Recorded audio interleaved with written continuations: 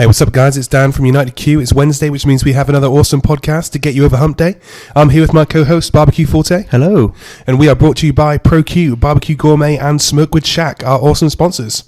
ProQ is dedicated to providing you with quality smoking products with top-notch service and free advice for beginners to pitmasters, and you can find them on Facebook, Twitter, and Instagram under ProQ Smokers. So if you're thinking about buying your first smoker or looking to upgrade or even looking to pick up some epic accessories, check them out over at Max BBQ. BBQ Gourmet is devoted to promoting real barbecue and supplying the UK and Europe with the top championship-winning barbecue rubs, sauces, marinades, and accessories from the US and around the world. And you can find them on Twitter and online under BBQ Gourmet. Regardless of how you cook, whether it's on charcoal, wood, gas, or electric, the real taste of barbecue can be yours all year round. And on today's show, we have Richard Orme from BBQ Gourmet. Hello, Richard. Good day, gentlemen. How you doing? Yeah, great. Good to speak to you, Richard. Yeah, good to speak with you too. How are you doing? Yeah, fine, thanks. Fine. Good. Could you just start off by introducing yourself to our listeners, please? Yeah, sure. So my name's Richard Orme. I'm the founder of BBQ Gourmet. The company was set up, well, really we started trading at the beginning of 2014. We've started from living in my sitting room and garage to now we have a fairly big warehouse, and it just keeps growing and growing. So, as Dan said during the intro, we import the top competition-winning rubs and sauces, accessories, things like that, injections from the United States. And we're now supplying, retail everywhere from Finland all the way to Greece and Malta. And we've now got nearly a dozen wholesalers all throughout Europe. But we're supplying now a lot of farm shops, delis, butchers, garden centers, with barbecue rubs to go along with their barbecue displays, and that part of the business is growing very rapidly as well. Awesome! You've done so well, so quickly. Well, it's taken some time. I mean, the first year we were really focusing on the retail, getting the website up. We're now at the moment on eBay and Amazon, and not just Amazon UK, but all four of the Amazons, so Italy, Spain, Germany, and France. That part of the business on the retail side is growing rapidly. But since the start of last year, 2015, we've started getting into the wholesale, and we're starting to get some traction in that area as well. So you'll see occasionally on Twitter somebody says, "Oh, I know those rubs," or whatever, because they've spotted one of our display stands in their local garden center or things like that. But it's all part of an effort, really, just to get the word out to the whole, UK market, the Great British public, to make them aware of what real barbecue is. Personally, I'm just, sick and tired of going to a barbecue and finding a cremated sausage burnt in the open and having a cold barbecue, Hopefully you guys will keep the UK steering away from that. Well, it's an education process. It really is. There's a lot of the British public know a great deal about, they know what barbecue sauce is, and they've got preset ideas as to the flavor profile of barbecue sauces. It's sweet, it's smoky, all that sort of thing. But the vast majority of the British public have never heard of such things as rubs. You mentioned, an alternative name for them is dry marinades. They don't have the faintest idea what you're talking about. So it's, when we go to retail shows, and we do a few around our local area, we'll be at Grill Stock again this year. We've been there for the last 2 years, and Grill Stock in Bristol this year Bristol is probably one of our best shows ever each year. But we're also going to be at the Bath and West Show and Badminton Horse Trials. Hoping to be at the Big Meat Barbecue in August, I think it is. Yeah. Hoping to be there, and but combined with that, we're at things like next week we're going to be at the Farm Shop and Deli Show in the NEC. We'll be at Olympia for the second time in October, I think it is, for the Specialty and Fine Food Fair. So those are the shows that we sort of target, the wholesale market and the independent retailers and stuff like that. But the more successful we are in those areas, the more people generally become aware of, the existence of barbecue. And personally, I've been very heartened by, just in the last 18 months or so, the number of barbecue restaurants that have opened up around the UK, and we're getting more and more competition teams out there, some very good ones as well. And so we do whatever we can to, support the overall drive and increase public awareness of, real barbecue. It's also fascinating to see what's happening over in Europe. There's some parts of Europe that are really taking off. Denmark and Sweden, Netherlands has been going for quite a long time, as I'm sure many people are aware. But the place that really is taking off like a bomb is Italy. I'm just amazed how well Italy's doing. Oh, really? Oh, yeah. There's a lot more teams forming up there. Some of them are, good enough that they're starting to appear in competitions over in the States. Oh, awesome. So, yeah, Italy is taking off in a big way. They've got the barbecue bug in a big way. It seems like it. Obviously, they're getting sick and tired of pasta or something. Yeah, I don't know. pasta and pizzas. But no, there's a lot of good teams there. We're dealing with, one big chain of garden centers down there that's really realizing what a huge market there is down there. And we've been getting some big orders as they've been trialing it in a couple of their stores. But if this latest trial goes well, they'll be rolling it out to 20 garden centers across the country. Oh, awesome. So it's, it really is taking off Exciting very times. well down there. It is exciting times. I mean, Denmark's getting better, getting bigger and bigger. Netherlands, you hear more and more of Germany and even France taking it up. Sweden, I'm sure many people are aware, there's a lot of competition seem to be happening up in Sweden, and a lot of people are getting into it. Finland, I'm surprised how many retail customers we've got up there. So, and the other area I've heard good things that may be taking off in the not-too-distant future is Hungary. Yeah, I've heard that the scene's starting to really pop off over in Hungary, which is really cool. Well, it's good. I mean, they've got the cultural background in some ways for it because, smoking and making sausages and cold meats and charcuterie has traditionally always been a big thing. It's almost been like a family affair for many families over in Hungary. And I mean, I'm actually working with a Hungarian friend of mine who lives over near me here in the UK, and he's been making sausages to his old family recipe for years. Now he's trying to set up a bit of a business here in the UK, and I'm trying to work with him to come up with a formula of sausage for low and slow hot smoking barbecue. Nice. The first trials worked out really well. I've got to do a second batch because, to be perfectly honest, I think I overcooked the first batch. But so far they're looking good, and in a couple of cases we're trialing out their traditional Hungarian recipes with fair quantities of very good quality paprika in the sausage.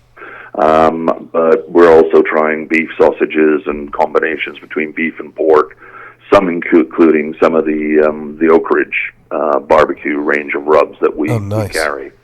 And one or two of those one or two to be perfectly honest. No, I think we need to work on that a bit more, but several of them, just the first cut, they're stunning.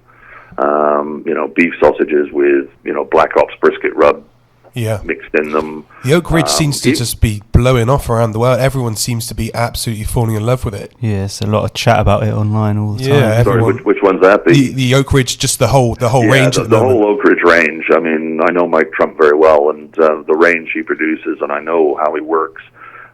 He's fanatical about his quality.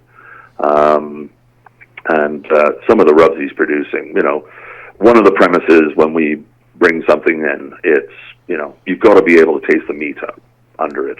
Yeah. I really don't see the point of just cauterizing your mouth.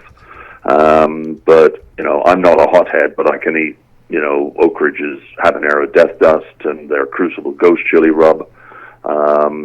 And they're not really blow your really head off, nice though. Their flavour. profile. Yeah, exactly. That's it. They've got a lot of flavour in there. Good flavour. Yeah. Yes, they're hot, but they get to a plateau and they just stay there. Yeah. They don't just keep getting, as you're eating them, hotter and hotter and hotter. No, you get all these hot sauces and stuff like that and rubs, and you put them in your mouth, you can't taste a thing. And there's no you can't taste the thing, and that's it. Yeah, It doesn't make sense to me at all. No. So, but when we're picking products, that's one of our main premises is you got to be able to taste the meat under it. So we've got a few hot products, but very, very few. I mean, the hottest we do in the way of rubs, really, I think, is the Oak Ridge Habanero Death Dust, the Crucible Ghost Chili Rub. We've also got a couple of other hot ones from the likes of OBQ. They've got their Yankee Blaster and a couple of other quite hot rubs. But most of them, for the and also the Dizzy Pig range. There's a couple of hot ones in there. You've got Jamaican Firewalk. You got what's the other one?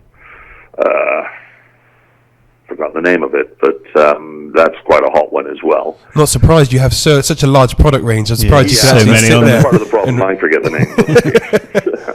And it's incredible just scrolling through the website. If you go onto BBQ Gourmet and literally scroll through, bbqgourmet.co.uk and scroll through the product range, there's just so much available on there. Yeah, I noticed that you've got the OBQ Sweet and Heat, which is Jackie Waite mentioned. That was one of her favourites, and she wasn't sure where she could get it. And then we looked on your site, and there it is. So it's going straight in my basket. So, I get this complaint on Twitter on occasion saying, I've just been on BBQ Gourmet and spent over £100 and I can't afford easily it. Done. Do you offer credit? We'll have one of them. Right. That's it. Like stuff like, for instance, just I'm going to say it again, like the Oak Ridge range. You see it and then you just want everything from it, so you end up ordering like the whole range, and it's like, I can't afford this. And then whilst you're there, you then see like something else. They are really brilliant rubs and totally different. And I mean, unlike a lot of rubs which have got a high salt content, with the exception of the Santa Maria grill seasoning within the Oak Ridge range, all of the Oak Ridge barbecue rubs you can put on the meat and you can leave it on there for extended periods, overnight, 24 hours, not a problem, because it'll be the flavor that soaks into the meat, not the salt. I've tried it with a few other rubs that we carry. It cures it overnight sometimes if the salt content if it's too salty, what soaks in is not the flavor, it's the salt, and it's not nice. So Oak Ridge is really good, and we're making some good traction in the catering area with Oak Ridge as well. Okay. But we, as you say, we've got an extensive range, but the way we pick new products to bring in is largely, not totally, but largely in response to individual customer requests. So, for instance, the OBQ range was brought in direct request from a customer. On the shipment we've got coming over from the States at the moment that hopefully will be with us by the end of this month. We've got, what have we got in there? We got Georgia sauces coming over. We got Swamp Boys barbecue sauce. We've got Make It Meaty, which was in direct response to a customer request. And we got Two Gringos Chupacabra, their rubs and marinade. Awesome. So lots of new stuff coming in. We just bring over a couple of cases to try it out, see how it goes, and sometimes it works. Most of the time, it does work really well. Prime case in point, I can't believe how much Meat Church stuff we're going through at the moment. Yeah, everyone seems to. That's another one that everyone seems to be talking about. Is the Meat Church stuff. Yeah, Meat Church is really good. Their new, the most recent they've got is bacon barbecue. Which, like most barbecue people, I love my bacon, and that really is nice.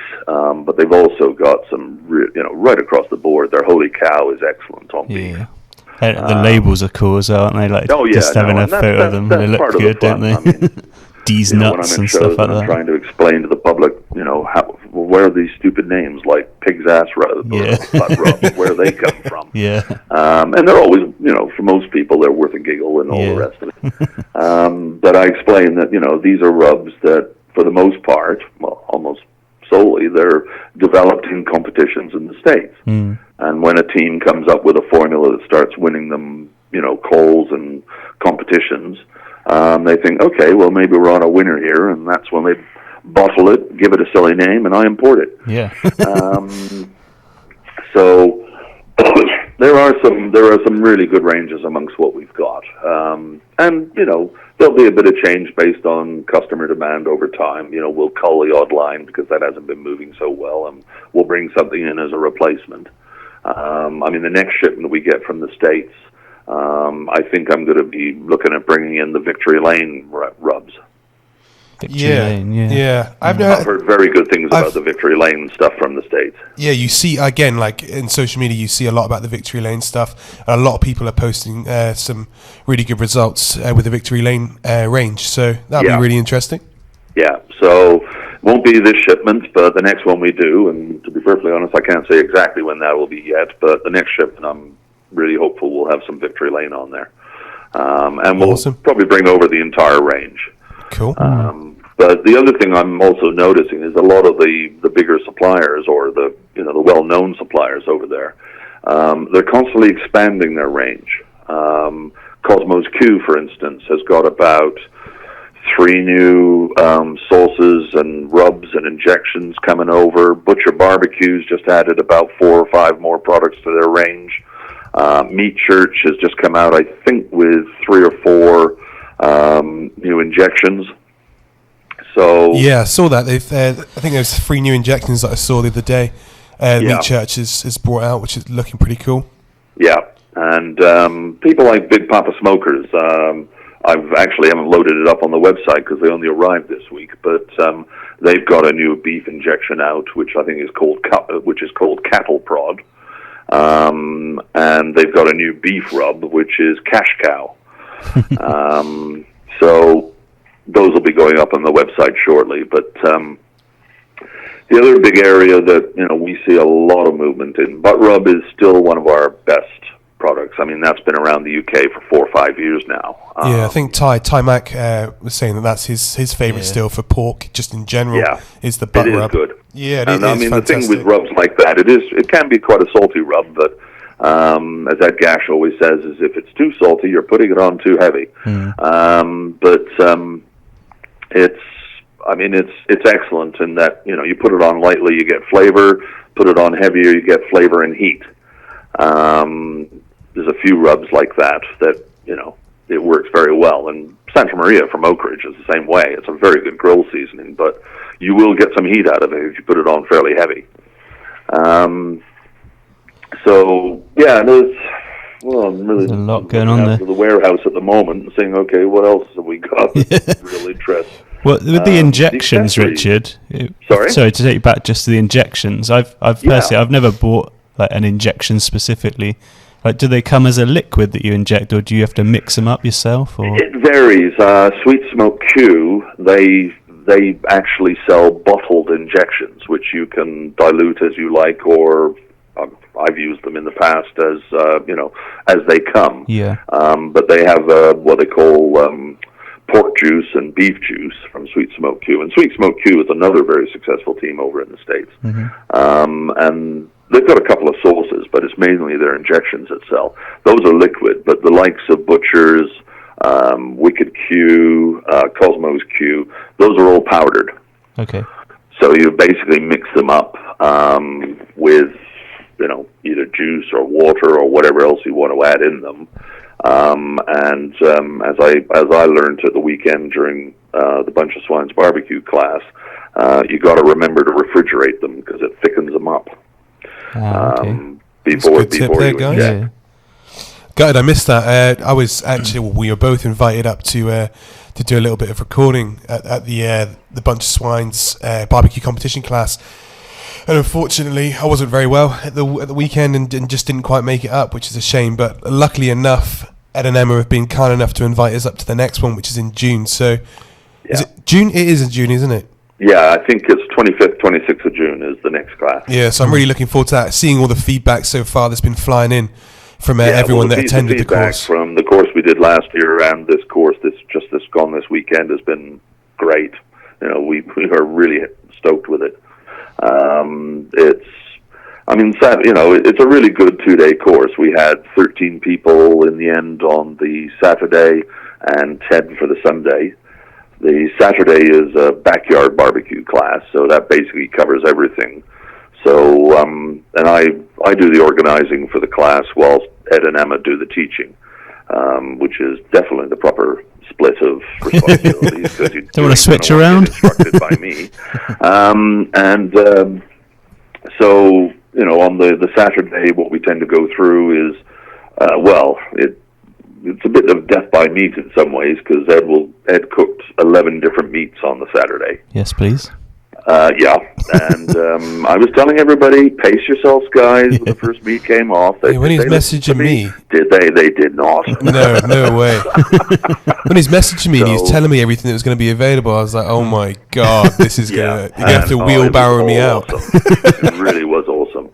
So yeah, Ed calls the first day, backyard barbecue. So he's got, it's all his barbecues. So he's got his Yoder pellet smoker, his new one there. How are they getting on with that? Sorry? How are they getting on with that? He's learning. It produces some nice goods.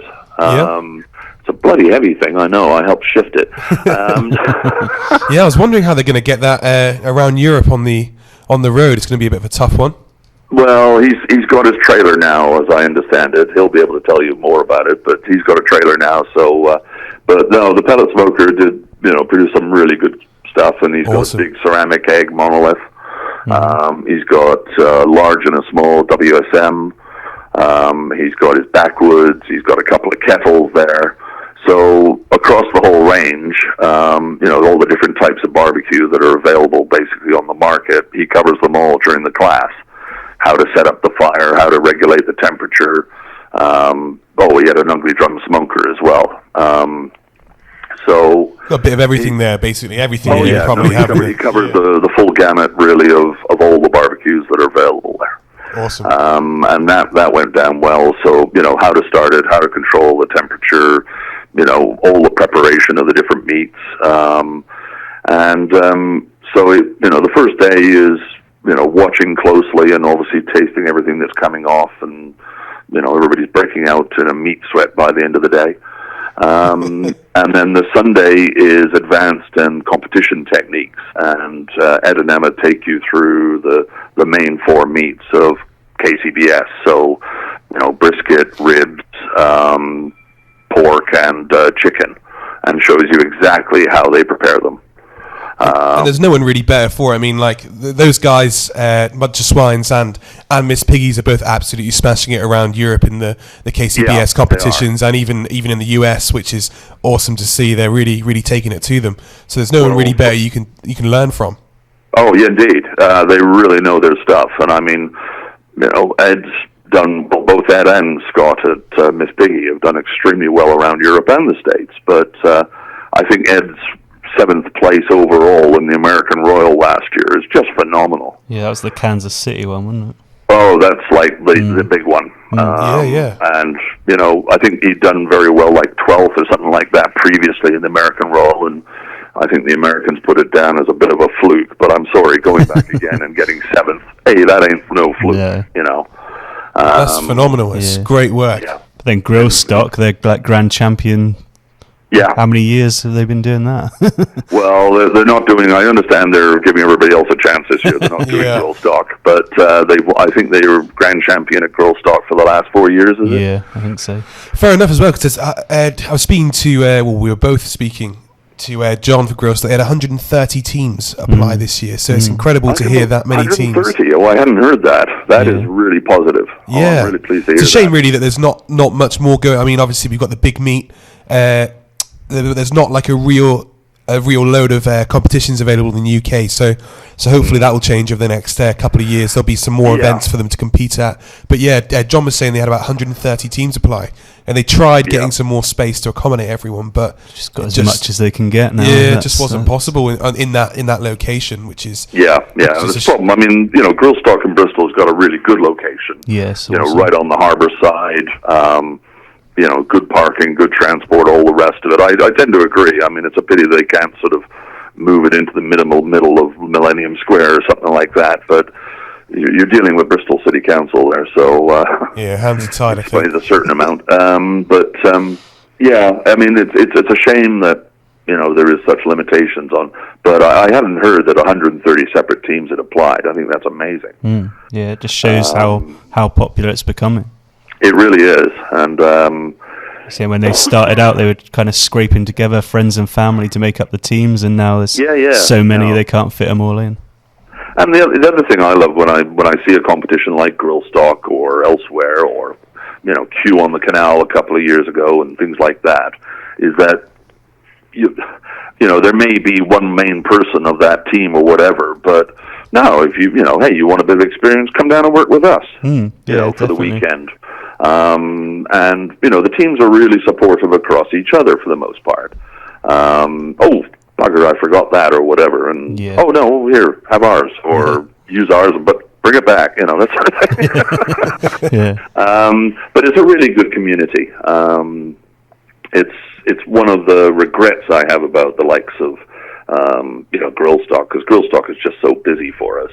I don't get a chance to go around really and speak to the teams and spend time with them as I would like. To get someone else running your stall, you can get out from it. Yeah, I'm working on that. Yeah. We'll pop over and chat, because we're both up there for the whole weekend, so we'll pop over and see you, definitely. Yeah, Dan can run the stall for you. Well, the problem I usually have at Grill Stock is literally they are 3 deep at my stand. Yeah. And I start my spiel, and then one level walks away, and the next, they just sort of move forward in echelons, and it never ends.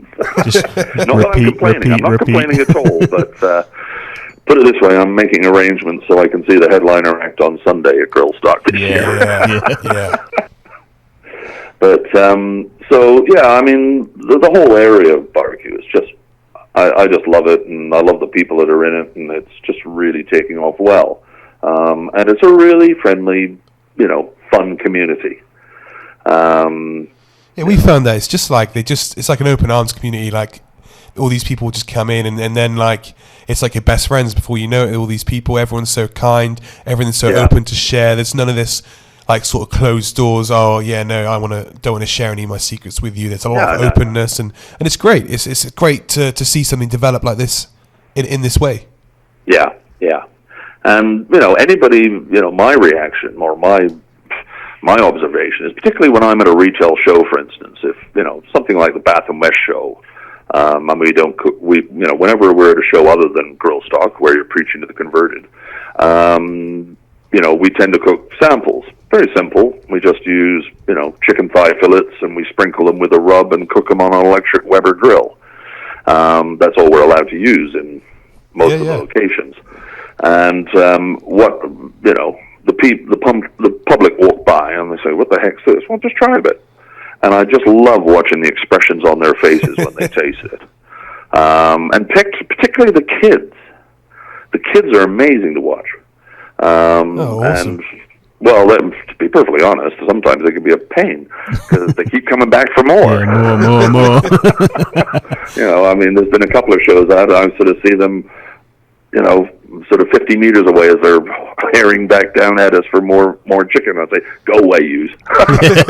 But you've had your share. They're good as gold, but you can see the parents. Oh my God, we found something this kid will eat. Yeah. And a large part of what we're trying to promote and all the rest of it is that barbecue is one thing, and yes, let's face it, the weather in this country is not the best always for barbecue. But rubs in particular can be used year-round. They work, maybe not quite as well as a good low and slow charcoal WSM smoker or whatever, but they work perfectly well and more than, lovely, cooked under an electric grill in the middle of winter when it's hunking down with rain and snow. Yeah, it's a seasoning, a flavoring. So like you can get that flavor. You say it in your slogan, you get that flavor all year round, and you can do, and you can do it however you want to do it. We barbecue all year round, and we're out there all year round. Yeah. But if you don't want to be, you can still get these flavors. I still use my rubs just in other things I'm cooking in the kitchen anyway. If I'm doing something else, it's just a nice flavor you're going to add to a different thing you're cooking this time. Yeah, and some. Just on steaks and things like that, it adds a whole new dimension. Cooked under an electric grill or in an aga or whatever. And the other thing that I've found, there's still a lot of products I haven't tried yet, but I have tried quite a few of them. And a certain rub may be said, right, this is a beef rub. Well, don't believe that. Try it on chicken. Try it on veggies. And quite often you'll find some amazing flavor combinations.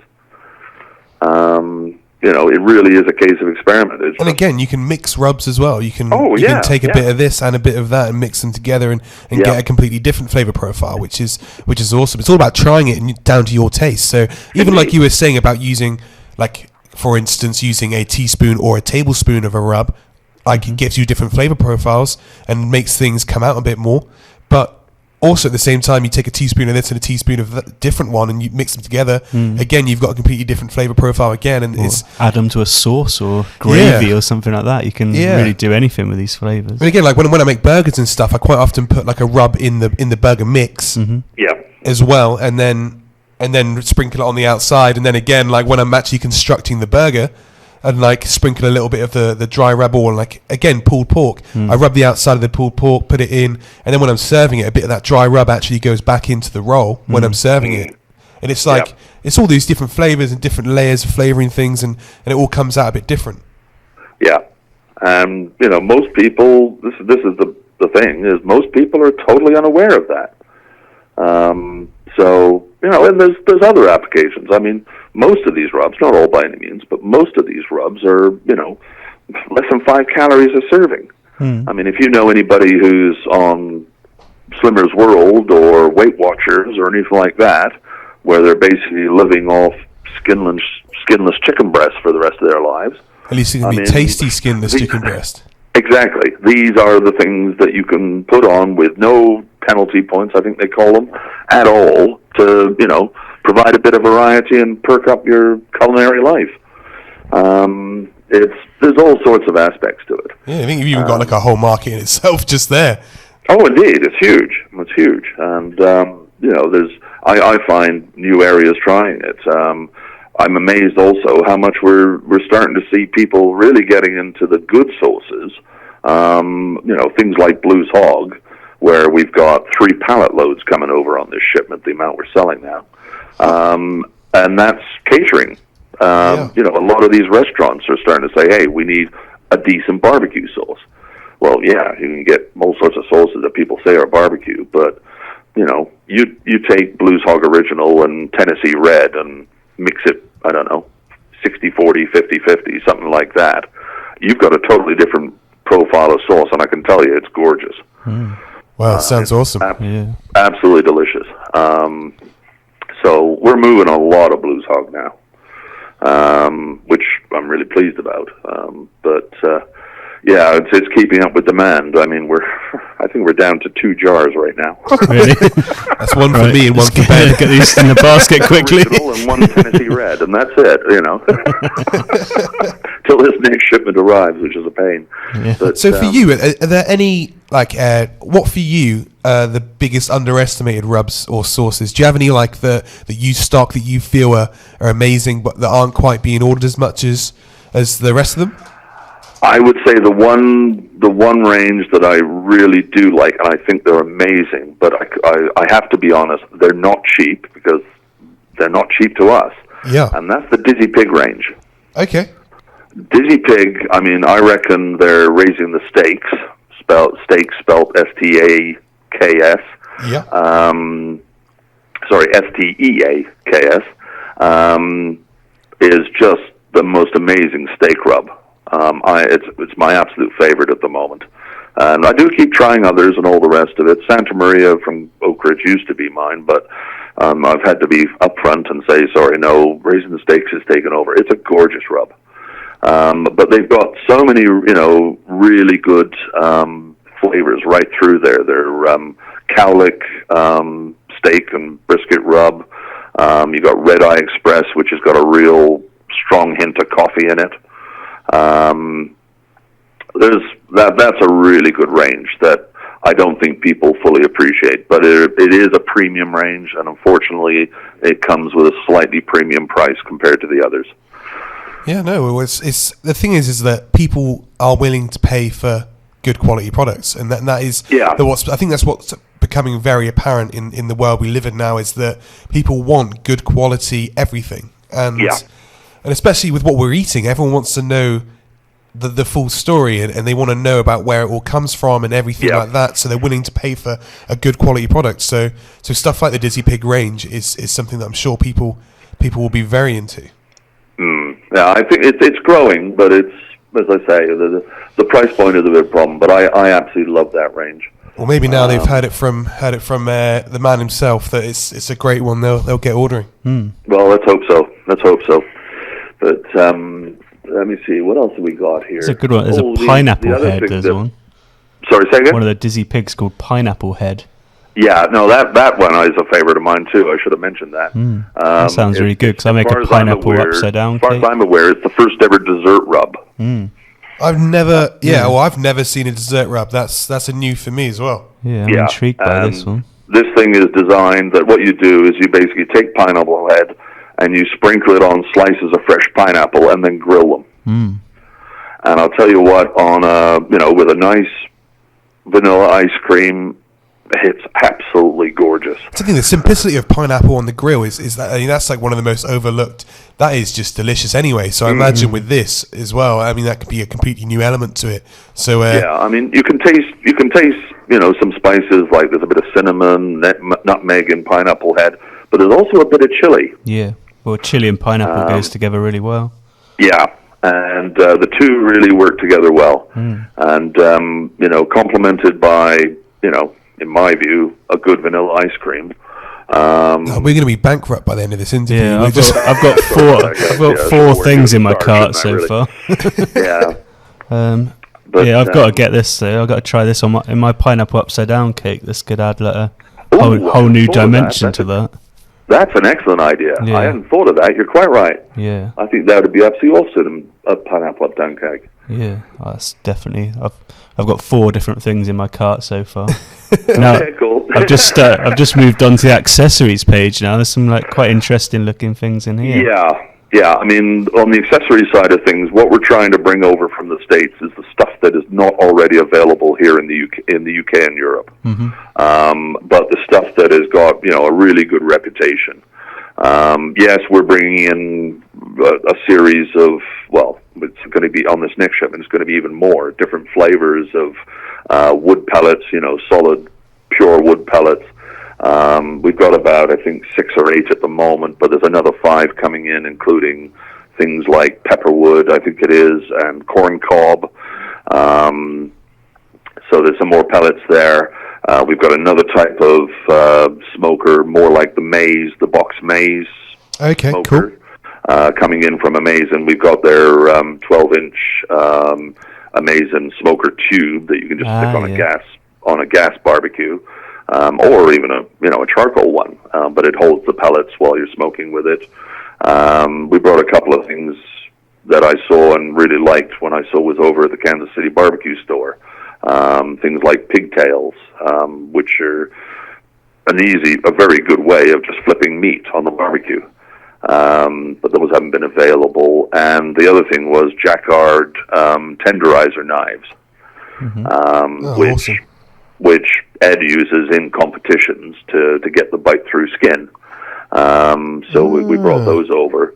And the other thing that Ed loves us for at the moment is we brought over a whole pile of disposable chopping boards. Okay. He swears by them. I mean, he went through, nearly 1.5 boxes over the weekend. But you pull out a new one, use it, dispose of it before the next course. Fantastic for food hygiene, but Ed and Emma swear by them because they just, you don't have any washing up of boards. Yeah. I suppose when you're in a competition, though, or something like that, a high-paced environment, you don't want to be cleaning up and wiping down boards and this and that. So, flip a board, chuck it in the bin, new board out, done. And exactly. What are they made from, Richard? They're like plasticized paper is the best way of describing it, I think. Okay. But there's 30 in a box. And, I mean, next time you're speaking with Ed and Emma, they'll tell you about them, but they swear by them. And they've said, look, the teams, once the word, the competition teams, once the word gets out, that, we've got them, they will sell. Yeah. And we're starting to see that,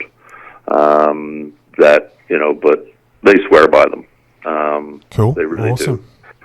So, the accessories, we're trying to, be careful there. There's a couple of little things we're looking at, like Tell-True thermometers, really good quality bimetal thermometers for, that can be used for WSMs, backwoods smokers, but highly accurate, really good. I mean, the reputation-wise, they, or in my eyes, and from what I read and stuff, got the best reputation in the world, really, for the like your lid thermometers and stuff like that. Their stuff sort of next to none. As bimetallic, lid thermometers, they're very, very good. Yeah. Ed was telling me at the weekend he wants to get a 5-inch glow-in-the-dark version. Yeah, that's exactly what. Yeah, I'm with him. Well, when you're trying to put something on at 2 a.m, I can see why. Yeah. I got a head torch for that. Oh, okay. Well, that's just cheating. That is. But So. What's the speedy the Speedy Plus marinator? I've tried that, and it really works quite well. Yeah. It was something I thought, oh, that's fascinating, and just brought over a single case. We've sold a few, but I tried one myself, and I'm really quite impressed with it. It's basically a plastic box that you put your meat in, whatever marinade or you want to put in, as a liquid over it, and then using a bit of a hand pump, like you would pump out a vacuum inside a wine bottle, you just pump out all the air. Cool. And it makes a vacuum inside the jar, which sort of forces the marinade into the meat. I've tried it a couple of times, and it really works quite well. I mean, you're not talking about having to marinate it overnight, 24 hours, 12 hours, whatever. It's almost instantaneous. Wow. That's really interesting. Yeah, I'd love to try. Quite often I'm like, oh yeah, I've got it, and I'm like, I haven't got. I buy something on the way home, and really I would have liked to have marinated it overnight and don't have a chance. So something like that would be absolutely epic for. Yeah, and it's it's very clean and all the rest of it, but it's just really it's a vacuum box that whatever liquid you've got, it helps the marinade penetrate into the meat. Awesome. Yeah, I definitely have to try that out. I do like a butter chicken recipe, and often have to leave that overnight to really get the full potential out of it. But the kids will often go like, "Can we have it tonight?" And I'm like, "Oh, it's not as good if I just do it tonight." But that might make it possible. Yeah. No, I know what you mean. So, I think that's pretty much covering most of what we're doing. I'm just trying to think. Yeah, we're doing a lot of bone-sucking stuff. I think we're the only people in the UK carrying the full range of bone-sucking products. Yeah. Few places have got their original sauce or whatever, but we carry things like the yaki sauce, and actually the biggest people we sell the yaki stuff is the Italians, believe it or not. They seem to really like the bone-sucking yaki sauce. Okay. It's interesting to hear that like the different regions prefer different stuff, but I suppose it's down to tastes and personal tastes and regional tastes and stuff. But you go all over and they use different seasonings and stuff like that. I've heard that the flavor profiles in the competitions in the Europe scenes and the stuff that you see being cooked around is a lot different to what we're doing or to what America's doing even, which is cool to hear. Yeah, no, I agree. People are using it in different ways. I also think that, if you see you got the 4 core meats of brisket, pork, ribs, and chicken, but I'm quite fascinated at times to see what people do on the chef's choice or the extra round, whatever they want to call it, the sides round, because you're really starting to see some creativity in that area as to what people are doing. People are really achieving some really gourmet, real sort of high-end sort of food from the barbecue, which is awesome to see. It's great to see. Yeah. I've seen some absolutely beautiful lamb coming off, in competitions. I've seen, venison, I think, and I know it's a strong meat, or it can be a strong meat, depending where you get it, but I think that's a highly underrated meat for barbecue. I know there's not much fat in it, but I think there's ways you could really do a nice job on a barbecue with venison. Definitely agree. We don't think there's anything you can't do a good job on the barbecue, to be honest. Well, yeah, absolutely, and so it's a growing area, and I think we're going to see real barbecue in the UK, just going streets and bounds, just racing ahead over the next 3 to 5 years. I think we will, as you said earlier, I think we will see more competitions being set up. It's, setting up a competition is one of the things that I certainly want to look into at some stage for, basically, BBQ Gourmet would run a competition at some stage in the future. Wow. That'd be really cool. How long that takes to get up, I can't say at the moment with everything else that's going on. But it's certainly on my to be considered and to-do list. And I think, compared to Europe, yes, we in the UK need to be doing a bit more towards, more competitions will mean, more opportunities for I'm amazed that 130 teams to compete. Yeah. And it's, it means more sponsorship, but I think the word's starting to get out in the United States that Europe is starting to take off. Yeah. They are seeing more and more teams from Europe, Miss Piggy, bunch of swines with Ed and Emma. Heading over to their own home soil and doing so well. Yeah. And I know there's a lot of, several of my American suppliers have said to me, when are you guys getting, another competition over in England? Because we'd love to come over for it. Yeah. Good, yeah. Even stuff like the World Burger Championships and stuff. We're seeing like some of our teams going over there to Vegas and smashing it over there, which is awesome as well. So more than just the standard barbecue ones as well. You've got like the other parts of it as well, which teams in the UK are going over and doing so well in, which is awesome. Yeah.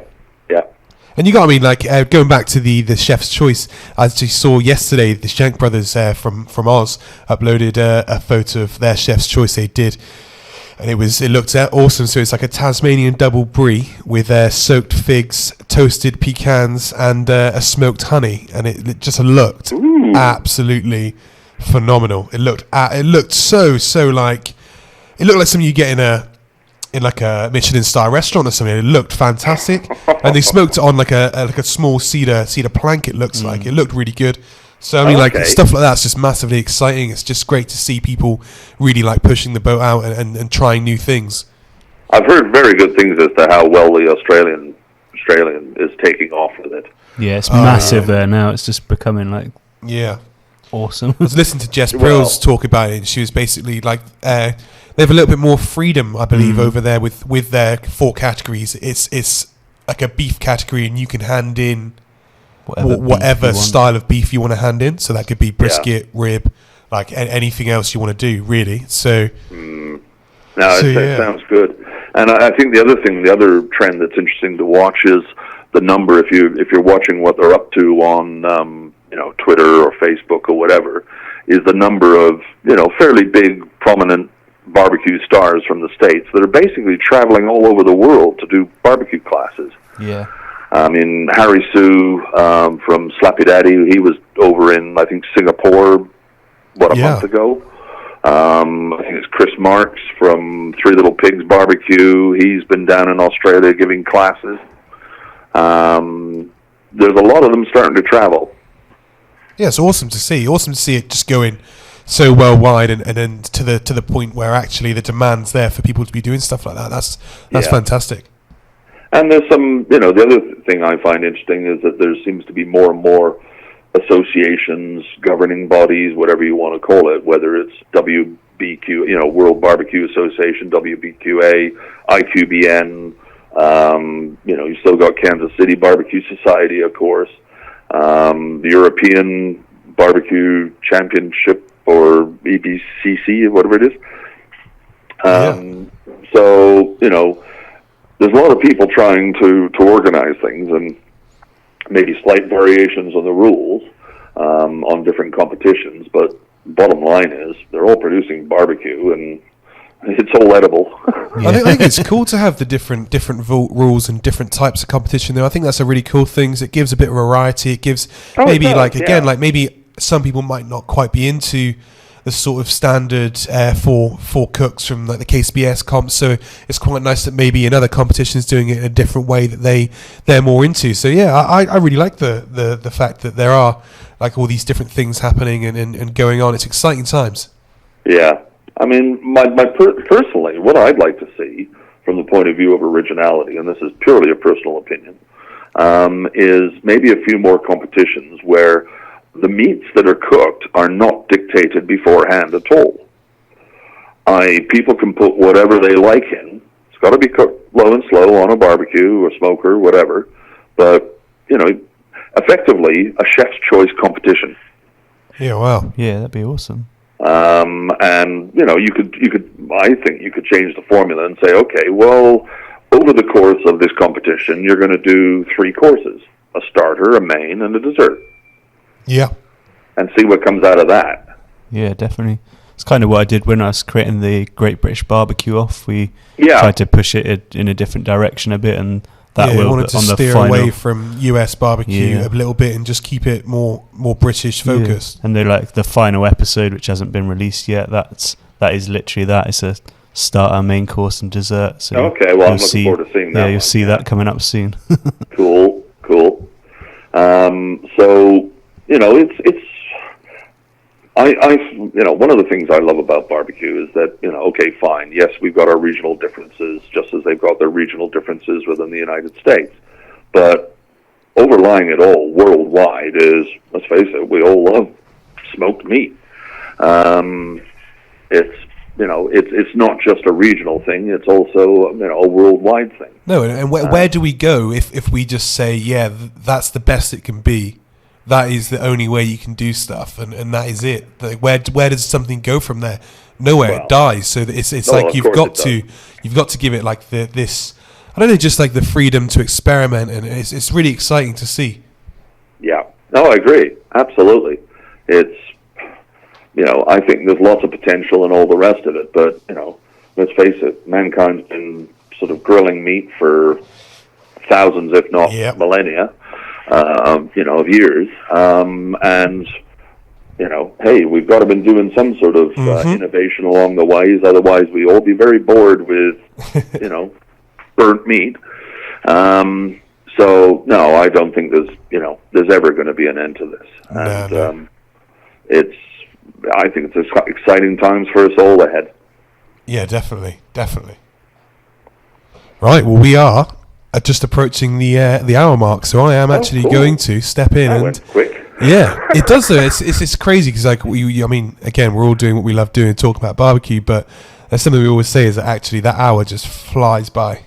Yeah, definitely. We actually struggle to keep it in.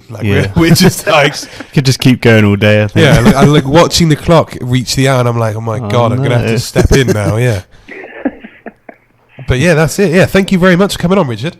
No, thank you very much indeed for having me. It's been an absolute pleasure, guys, and keep up the good work. I love listening to your podcasts and your video casts as well. Thank you very much. Keep it going. Keep us supplied with good barbecue. Doing a great job of spreading the word. I'll provide the ingredients. You guys do the cooking. Yeah. Thank you very much, Richard. It's been a pleasure having you on, guys. And we'll catch up soon. Yeah, we'll do. Take care. Cheers. Thanks a lot. Bye. Bye.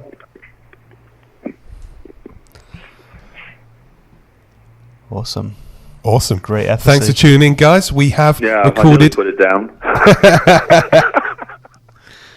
Thanks for tuning in, guys. We have recorded yet another awesome podcast to get over Hump Day. As always, we're brought to you by ProQ and BBQ Gourmet and Smokewood Shack, our awesome sponsors. ProQ is dedicated to providing you with quality smoking products with top-notch service and free advice for beginners to pitmasters. And you can find them on Facebook, Twitter, and Instagram under ProQ Smokers. So if you're thinking about buying your first smoker or looking to upgrade or even looking to pick up some epic accessories, check them out over at Max Barbecue. And BBQ Gourmet is devoted to promoting real barbecue and supplying the UK and Europe with top-notch winning barbecue rubs and sauces and marinades and accessories from the US and around the world. Everything. And you can find them on Twitter and online under BBQ Gourmet. So regardless of how you cook, whether it's on charcoal, wood, gas or electric, the real taste of barbecue can be yours all year round. And Smokewood Shack delivers quality smoking wood every time. They provide the smoky goodness and you provide the talent. So if you are looking to get some wood chunks, dust, chips or planks, or even a lot more stuff, head over to smokewoodshack.com and you can find them on Twitter at Smokewood Shack. So goodbye from me. Goodbye from me. See you next time. Cheers.